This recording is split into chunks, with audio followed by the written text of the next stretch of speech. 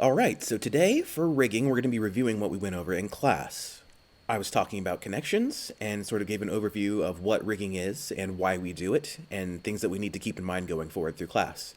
So before we get into the nitty-gritty of understanding connections, we're just going to do a quick overview of why we rig, what rigging is, and sort of the general approach to how we're going to be building our rigs in class. So what I have here is a basic rig, one of the first rigs that I made. And the whole point of rigging is to build controls. As a rigger, you are effectively building a UI for a skeletal mesh that has been skinned to the mesh of whatever you're trying to animate. As a rigger, you're building this UI for animators to use, and because you're making something for somebody else to use, you need to keep in mind that you need to make it as clean as possible and as user-friendly as possible. Notice that I've done my job to hide the skeletal mesh underneath of this so an animator can't get a hold of this and break our rig. And as we go forward through rigging, we're going to find different ways to keep our rigging tidy and make it so that others cannot break it. Basically, the approach should be you try to make this as user-friendly as possible by making it as difficult to break as possible. It should be ironclad, it should be watertight. But that is just sort of what rigging looks like in a very generalized sense. We'll be getting into more specifics as we go through class, but for today, we're going to be talking about different kinds of connections between objects in Maya. We're going to be using geometry as an example for the large part, but let's go ahead and get started. I have a new document open here, so to demonstrate, we're going to go over, actually, let's take a look at my notes real quick. Is that we have a few direct connection types here in rigging. Three main ones, and we can break down the second set into another set of different ways to do it. So the first one is being hierarchy, which we're going to take a look at here first. Hierarchy simply means parenting different pieces of geometry to each other in Maya.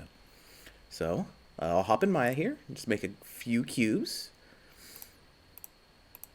Or poly shelf. Let's see here. And I'll drag them out. And I'll say on the z-axis I'll hold X and then just drag them out to snap them to grid. So holding X snaps them to the grid. Grabbing them on the z-axis, I'm just going to lay these out so we can look at them nicely.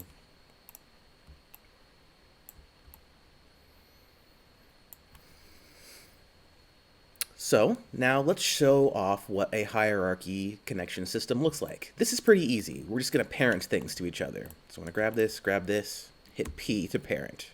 I grab the child first, and then I grab the parent, and I hit P on my keyboard to parent it. Now, if we look over here in our outliner, there's a little plus button here that when we click on it and twirl it down, we can see that in this stair-step pattern, P cube 2 is now a child of P cube 1. So what does that mean? Well, it means when I grab P cube 1, all the transforms that I do are going to be passed on to its child, P cube 2. So not just moving, but scaling as well, and rotation as well. It is worth noting in a hierarchy that a lot of the transformations are based on the parent as the pivot point. So notice how when I rotate this cube swings up with it, almost pulling out like an arm. They don't both individually rotate around their own axes. So I'll continue to parent. I'll grab this child and the parent and hit P. Oops, other way around. Child and parent and hit P.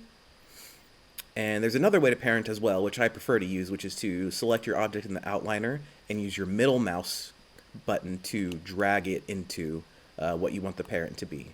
So I'm going to do that, and we'll take a look at some of that transform stuff. So again, like I mentioned, the transforms done in a hierarchical connection are using the parent as the pivot point. So again, when I grab this and rotate this, the transforms are being applied all the way along the line, but it's to the pivot that is centered on P cube 1, or the highest parent. And keep in mind that if I go down further in this chain and grab this, while this is a child of P cube 1 and P cube 2, P cube 3 has its own children, and if we modify P cube 3, only those beneath it in the hierarchy will be affected. Something else worth noting is that if I begin to transform this, let's just say I rotate it up a little bit and scoot it in space. If we go over to our channel box editor, you can see that the translation and rotation transformations I have affected the cube with are here on the parent. But if you look at this, There's only the transform values from when I initially laid out the cubes. This is the first very important concept in rigging, is that parents can be used to hold junk data, or at least sequester certain transform data away from its children. So again, when you use a hierarchical connection, the parent will hold the transform data. And it doesn't just have to be geometry. It can be locators, it can be empty groups, it can be bones when we start to work with those. So do keep that in mind as we go forward. So I'm going to undo here just so I can get this flat back on the grid. And I'm going to show you something else to keep in mind here. So with my tool, I'm going to just drag select a big box around all of my geometry. And let's switch to our rotate tool, and I'll begin to rotate it. This looks different from what it was before. It's kind of strange, huh? It's a unique little effect. When I highlight all of these, basically, if we go look at the children, we can see that, looking in our channel box, that rotation that I applied has now applied to all of the children. So we can call this double transforming or triple transforming, quadruple transforming as you go down the line. But the point being is that that transform is compounded across each child. So unlike before, where just the parent would have held this rotation data, the child of it also rotates, which affects the children beneath of those who also have their own rotation, causing this to sort of curl in on itself. And you can get some pretty interesting results. Like we could even pull it on a different axis, and now we're starting to get this strange sort of twisting, almost like a prehensile tail if you want to get creative in thinking about how you could use this. But this is what hierarchical transformation looks like when you apply it to all of the children, not just the parent. Let's see here, and I'll show it off just another time by duplicating, and we'll take a look at one last thing. So I'll duplicate my cubes with Control D, and something worth noting is that while PQ5 is a child of PQ4, duplicating does not put these additional cubes further down in the parent-child hierarchy. So if some of your transforms are looking weird, like if I tried to do it now, things are starting to get a little strange here. So keep in mind that if you do duplicate, it doesn't automatically put it in the hierarchy for you. What we're looking for in this daisy chain or sort of stair-step formation in our hierarchy is more proper methods of going about it. So if you're having issues with some of your transforms, that might be why. I'll also scoot these forward just a little bit, and now that we've done that, now that they're parented up properly, same sort of deal. You can do it on multiple axes. Have a cute little curly Q, little twisting object. So that is what a primitive hierarchy rig can look like. And this is what your first assignment will be, is using a hierarchy to parent up different pieces of geometry, probably more than or no fewer than 3 or 4 different pieces of geometry, and then posing them however you would like, to just prove that you understand how the hierarchy works. Because if there's one thing you'll walk away from this lesson, is understanding how the hierarchy can affect these. But hierarchical connections are not the only ones that we can use. The next one we'll be taking a look at from how to connect different pieces of geometry is to use the connection editor. So I'll go back here to Maya. What I'm going to do is I'm going to grab everything here and hit Shift-P to unparent everything. Notice how it's all out of the hierarchy. And I'm just going to shift-click these two because I'm going to connect them. Use F to frame them a little bit. I'll hit Control-1 just to isolate them so the others will remain hidden, and we can show off the connection editor. So in order to access the connection editor, we're going to go up to our top menus and go up to Windows, General Editors, Connection Editor. Now, currently this menu is blank, and that's okay. We haven't loaded in our geometry yet. Something worth noting is that if I had one of these pieces of geometry selected, and then I opened the connection editor, it would automatically load with it. So do keep that in mind. But I'll clear this for now, and I'll just show you how to load them in. It's just with these reload lefts and reload rights button. So with your object selected, hit the reload left button, and then with this next object selected, we can hit reload right. So basically, this opens up all the different attributes that we can mess with in the connection editor. This is a very powerful tool used to have certain attributes drive other attributes. And as is evidenced here by this button, the from arrow to symbol basically shows that it will take attributes from this side on the left and apply them to the attributes on the right. And you can click this button to reverse that order, but let's do this way first. And also, it is a very visually busy menu, but you can organize it by going up to options and changing the attribute order. Default is probably the ugliest and most confusing, so I use alphabetical, ascending, or descending. Let's actually use ascending. So let's go ahead and scroll down, and we're going to look for translate. Much like what we have here in the channel box, we can find attributes very similar in our connection editor. So let's see here. Translate's here at the bottom, so let's find translate here at the bottom as well. There we go. So let's take a moment and twirl this down, as well as twirling this down. Let's see here. Let's get these a little closer. So why don't we have the translate X, by single clicking here, of our p-cube1 drive the translate Z of our p-cube2. So all you have to do is left mouse click translate X on the from side, and then left mouse click translate Z on the to side. Now, this seems to have disappeared, and that might be a little confusing, so let's take a moment to understand what's going on. If you'll notice here, for our p-cube2 in our channel box editor, translate Z is now 0. It used to be -2. If I undo for a moment, you can see it's -2, but now it's 0, and there's a little yellow box here. This little yellow box signifies that there's an outgoing connection here, and often you will see this on your objects in the channel box editor in Maya. Not always will they be yellow. They could be purple, or they could be red, or they could be a teal color. But either way, if this box is filled in with any color, it means that it is being driven by something else aside from just our input. And in this case, our translate X is what is driving our translate Z. So it makes sense that we couldn't see it because the cubes are inside each other. Since our translate X is 0 on our p-cube1, our translate Z will be 0 on our p-cube2. So let's see what happens if we switch to our move tool and then translate our first cube on the from side, and we translate it along the x-axis. What happens? See that? And if we'll notice that my translate X here is 2.379, that means our translate Z should be reflecting the same thing. So that is how you can use connection editor to drive certain aspects and attributes of geometry. But let's say I'll click just translate and map it to the translate here. So we want both of these to be connected, but I still want the cube to be offset, but I can't manipulate this in the channel box editor. So what's a way we can go around this to offset this? Well, we'll use a group. And this is another secondary and very important concept in rigging, is that you can use groups to create offsets like this, or basically override certain sorts of constraints and connections to get them where you want while still maintaining them. So I'm going to hit Control-G on my keyboard to create a group. See here that it changed in our outliner.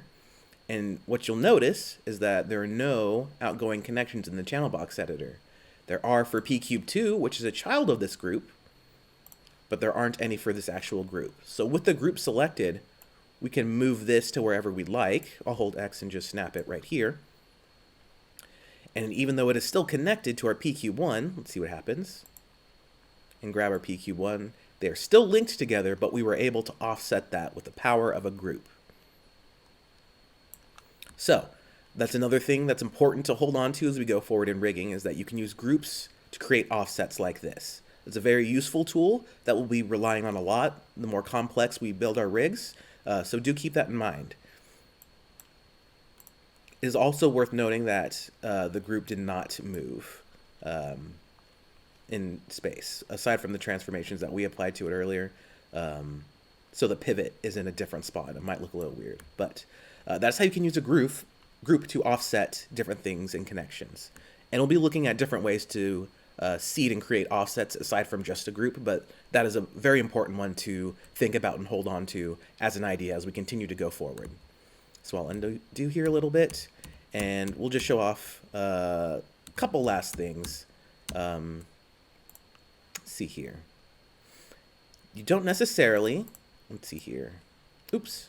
So I'm getting a little in the weeds here. A good way to get rid of this connection is to simply right-click on the attribute and choose Break Connections, so it will break a connection like that. So I can grab my cube and move it out. Keep in mind that break is permanent. It's not like a switch where I'm toggling visibility, so if I wanted to reconnect it, I would either have to undo or use a connection editor again. But we can also use different attributes to drive, not necessarily an identical twin across the aisle. So we could say translate Y, in our case, could drive all of rotation X and Z. So let's see what happens then. If we move this up on Y, it's beginning to rotate a little bit slowly. It only seems slight because these numbers are basically at a 1-to-1 ratio. So if I'm translating almost 3 units, let's just key this up to 3 units, up in space, our rotations will only go by 3 units. So do keep that in mind.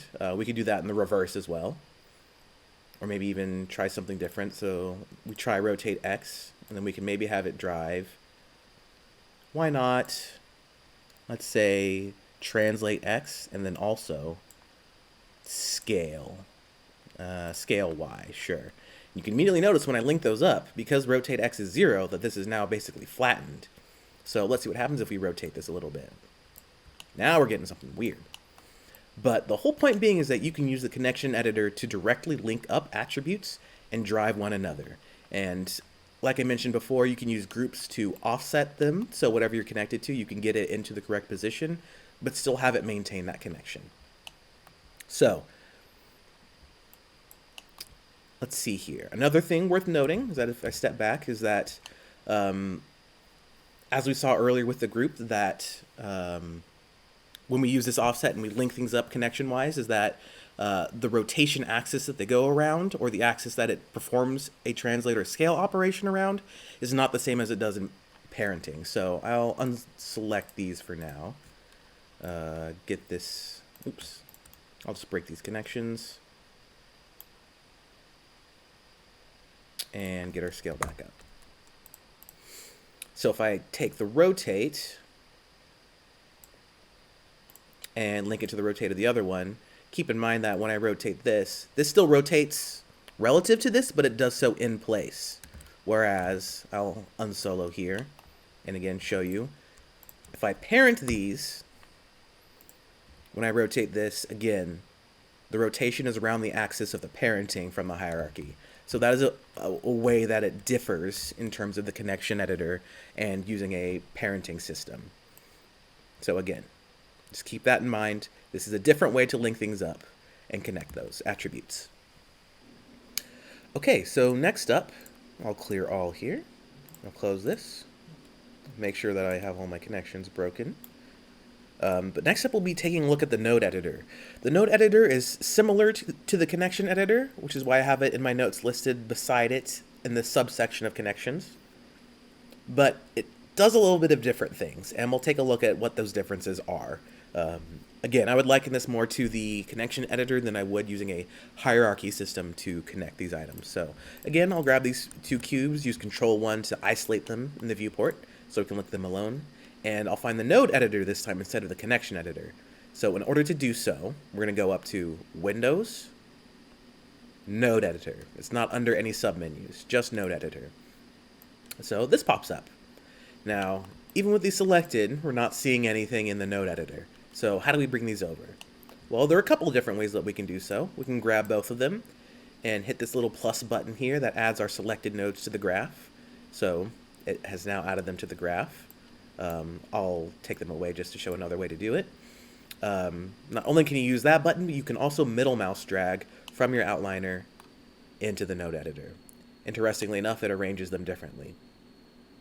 So if we take a moment to zoom in here, let's make this even a little bit bigger so we can see what's going on. You'll see these 3 different bars, different bubbles that are filled in. This is basically the level of detail that you're looking at, so we can click on those to expand the information.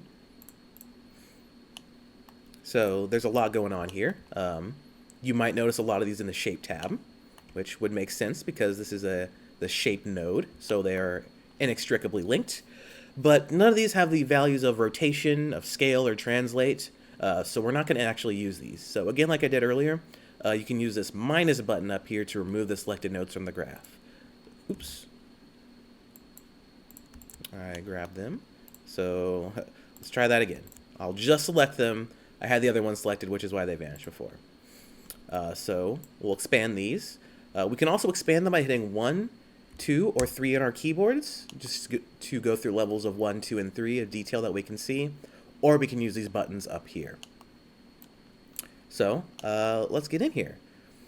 So this looks a lot like our connection editor in that we can see a lot of these different sort of attributes that we can use, but we can link them up visually. Oops. I hit the little plus button to twirl these down. So you can see specifically you can isolate X, Y, and Z. And much like that we did before, we can have, translate X be linked to translate X and translate Y to translate Y. So if we, move this on X or Y, these will be linked. But interestingly enough, if we move this along Z, because I didn't link these up, the Z does not affect the other one. And likewise, that we've seen before, you can have translate or rotate on either side, drive a different attribute aside from its pair. So you can have rotate X drive translate Z, or rotate X drive scale Y, and all different combinations of that. But for now, let's look at how we can do different offsets as well. So I'll delete these, and I will, just drag out the translate output from pcube1 to the translate input. This does all the attributes, so like before, it seems to have vanished, but in reality our pcube1 and pcube2 are on top of each other. And again, if we select pcube2 and look at the channel box editor, again, we can see those values are exactly the same across them. And I'll zero these out just to center it up. So how can we go about offsetting them through the node editor? Well, this is where the power of the node editor comes in, is that while these are linked up point A to point B like the connection editor, we can add a middleman here to affect what happens on the way there. Now, bear with me. What we're just going to do is we're going to grab a couple of different nodes and show how we can build an offset. This is more just to show what sort of the node editor can do, and it's less about this specific action, but please follow along and trust me as we go through this. So what I'm going to do next is hit Tab. Tab brings up this little menu, so we can type into this menu in order to bring up different nodes. And what we're looking for is an add double linear. So I'll type in add, add, and add double linear is already there. Left click, and it drops it in. Now we'll need a new node, and let's say you didn't know what to look for exactly and you want to go hunting for them. So what we'll instead do is hold right mouse, and in the Smart Key menu go up to Create Node, and Release. And now what we're looking for is a float constant from Utilities. So let's go to Utilities and scroll around, float constant. And in your free time, feel free to play around and pull some of these nodes out and see what they do, or at least read up on them if you really want to. Not necessary, but if you want to get yourself more acquainted with the node editor and figuring out what all these different nodes do, feel free to do a little bit of homework in your own time. But for now, I'll just left click on float constant, close this menu out, and it dropped it in here for us. So in order to sort of add this offset, we'll say we'll add an offset to our X value.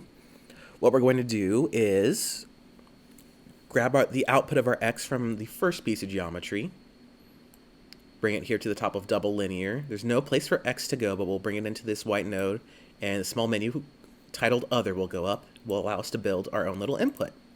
So I'll select input 1, and it'll put it there. And then I will take the out float of my float constant and bring it into add double linear, and we'll be doing the same thing, except we'll be creating input 2. So basically what we're doing is we're adding a constant number to the X. Well, now it's currently being, or it's currently going nowhere, as this output here is going nowhere. So why don't we take the output and drag it to our translate X. Boom. And Maya has done a little bit of work here and changed it so Y is going to Y and Z is going to Z across our geometry. But if you also go back to our viewport here, this has now been offset by 1 on the x-axis, so now these cubes are side by side. And something worth noting is that if I select this float constant in our channel box editor, we now have access to our new attribute that we created. So we can use this to offset our cube in the viewport.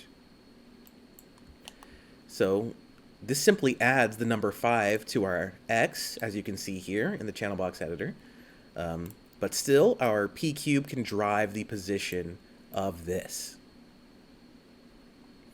So this is where the node editor excels and where it differs from the connection editor, is that we can add middlemen, basically, to have some math going on. And I'll give one more example to sort of show what's going on there. So I'll just delete these for now, link up x and x to each other, and what I'm just looking for is a reverse node.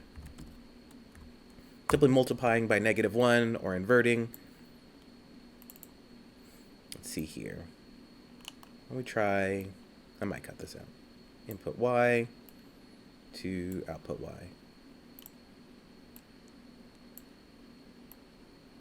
Oops.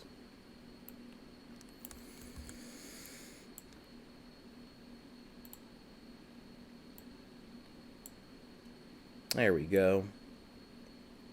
So, like I said, basically reverses like multiplying by -1 or dividing by -1. It just simply reverses the operation.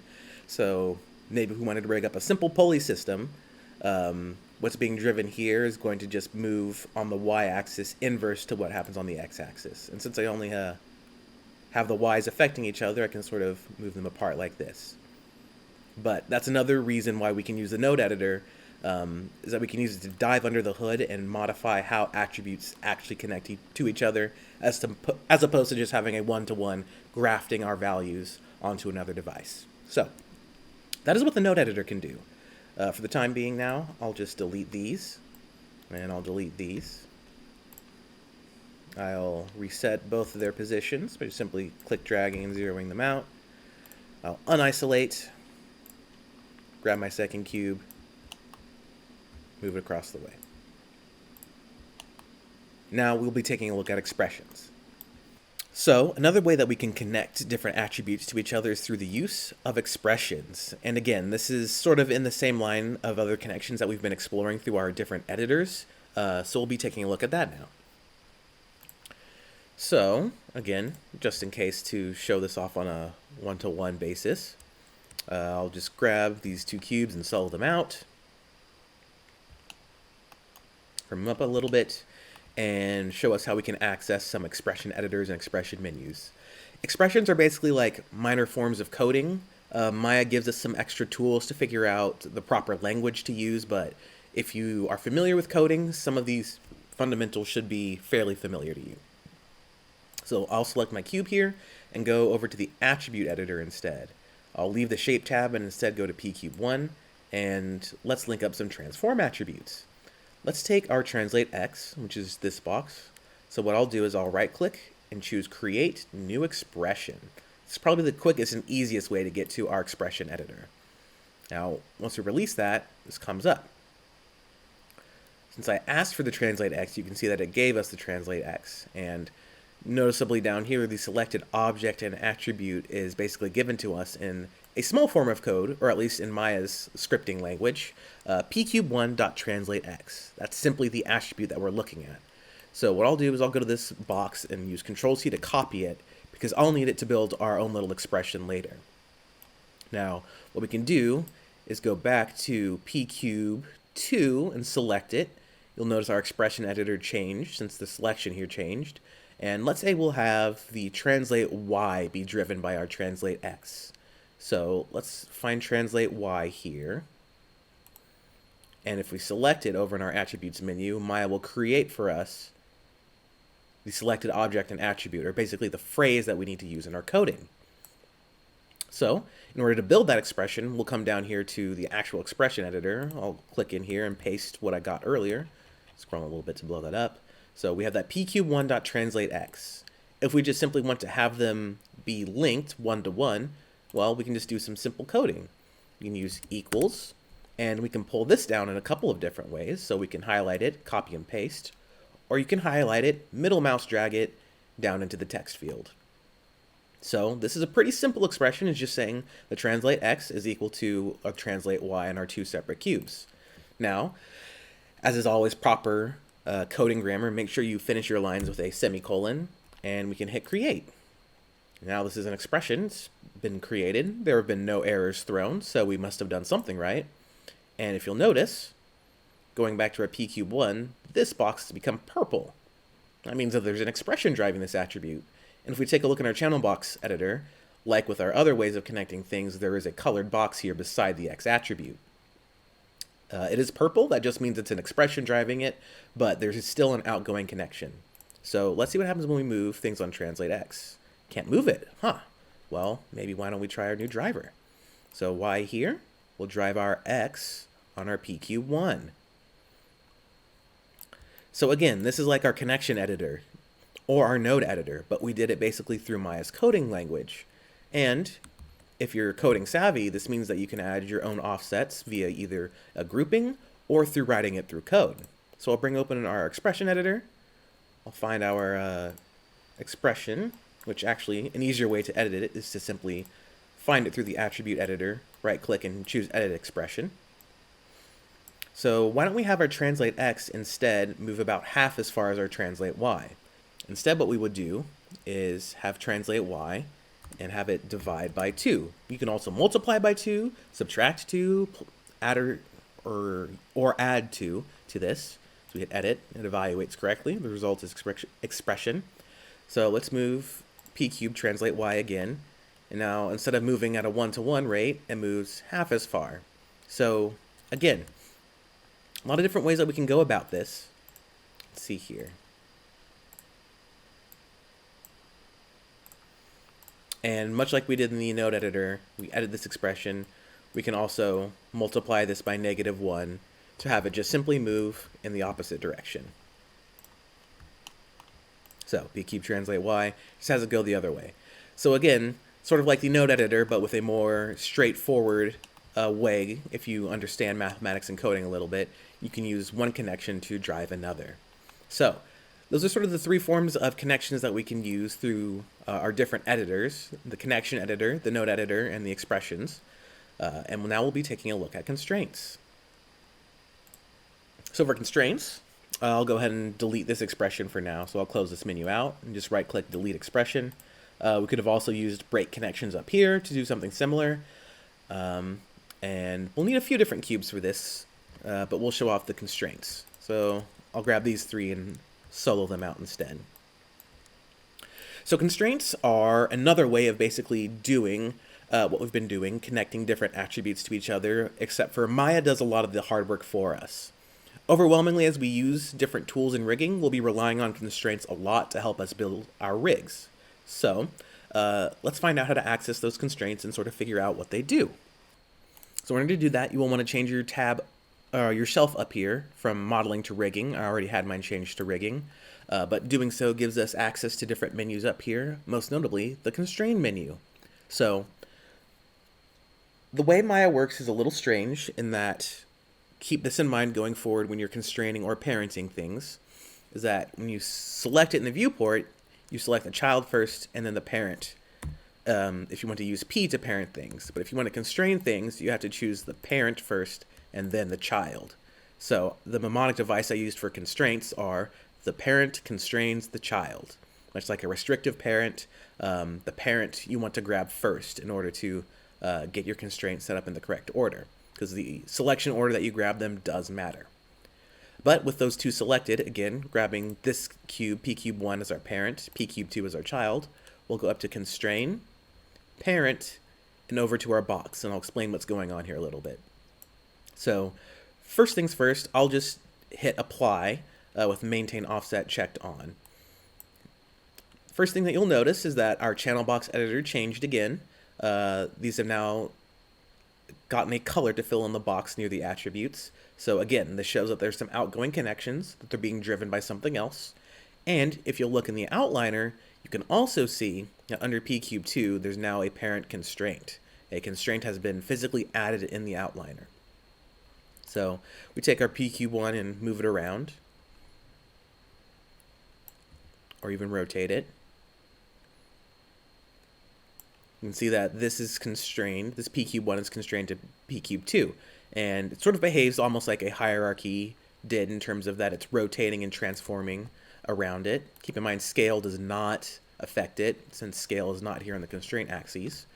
So this is another way to link up attributes in Maya, but this is to do it without a hierarchy, which can be useful depending on what we're doing. Now, something I wanted to point out was having maintain offset checked on or checked off.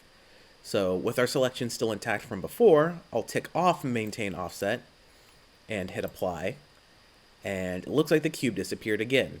But again, this is the same sort of issue that we've been running into using the connection editor and the node editor, is that because I did not maintain the offset, Maya did not keep its transforms before it created the constraint. So again, the values of translate and rotate are all kept here and grafted straight up onto the cube with no in between.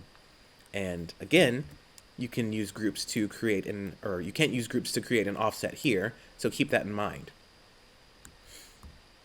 That's what maintain offset is for, really. So they're inextricably linked. Again, you can't see p cube 2 because it's got the exact same values as p cube 1. Let's see here. So we'll undo a little bit, and I'll constrain this again with maintain offset checked on. So something else to keep in mind is that if you want to constrain only certain axes, like here in our parent constraint options, you can untick all and choose whatever you want. You can also go back through here and break individual connections if you'd like. And to get rid of this constraint, you can either undo it or simply delete it from the outliner, and the outgoing connections are gone. So let's show off some of the power of constraints, and we'll be using this as another useful tool as we go forward in rigging to build some switches, and we'll get into that when the time comes, but I'll just show you the importance of multiple constraints. So again, the parent constrains the child. We'll grab this first cube, p cube 1, and the second one. We'll go back up to constraint parent, making sure maintain offset is checked, hit apply to add it, and we'll go again, but we'll grab our third cube here, this parent, and constrain it to this child again, and hit apply. Oops, double checking, there we go. Now, no errors were thrown out, so we can have multiple constraints exerting control over a single mesh. So let's close that out and see what that actually looks like. So let's grab this. This is supposed to be one parent, right? And drag it. That's strange. Getting some different behavior here. It looks like it's splitting the difference between our first parent and our second parent. Almost like a custody battle, if you will. But the point being is that if we look at our parent constraint here, now there's been two different attributes added. So we can see that it's been constrained to p cube 1 and p cube 3 inside of our parent constraint. So we take our third cube and move it around. It still does the same thing where it splits the difference. So this can be very useful to have this be parented up to multiple things, and we can set and key the weight ourselves. So I'll step back here to get these back in position and show what that looks like. So I'll grab our parent constraint. I'll jump forward to like frame 28, and let's drop some keyframes. So I'll key these selected. I have auto keys on so I can change them and it'll be okay. I'll set the weight of the p cube 1 constraint to 0. Still make sure it's keyed, and then step forward a frame and reverse these. So set the weight on the first p cube constraint to 1 and set the weight on the p cube 3 constraint to 0. So basically what's happening here is that who or which parent has control over it has now been keyed and is changed. So if we look at p cube 1 after frame 29, it looks like it has complete control over the cube. If we step back a little bit, now p cube 3 has control over it. And if we scoot across time, we can see how that looks different. So that is going to be a very useful idea to hold on to. Specifically that we can use this in a couple of different ways. For example, a character can be picking up an object on your rig. So in this instance, it would be after this certain frame, or here, let's exemplify it like this. This cube is perhaps our character holding maybe a glass bottle or something as they pick it up for a drink. And as they go forward in time and set it down on the table, We can instead scoot forward in time, and now that it's on the table, we have that wait keyed, so it would stay on the table and allow our character to walk away and move freely. So that's where parent constraints and other types of constraints in Maya can be very powerful. They allow us to have fine-tuned control over when our connections are effective. So that's really it in terms of this overview. We'll just do one last thing, which is overview what different constraints there are. Feel free to mess with these in your own time as well, but we'll take a quick look at different types of constraints. So make a selection here and go up to constrain. Instead, look at point. Make sure maintain offset is checked and look at these constraint axes. Hit add so that goes away. And all point constraints do is simply maintain the translation data. So I can rotate this any old way and it doesn't affect the cube, but the position will. Same goes for scale. But I can scale this and move it. The position will affect it, but the scale will not. I'll set this back and undo this till my constraint vanishes. There's also an orient constraint, so maintain offset, I'll just keep that on. Actually hit add. This locks the rotation from one to another, so we can rotate these and they'll rotate in tandem, but I can move them and they will not rotate in tandem, however.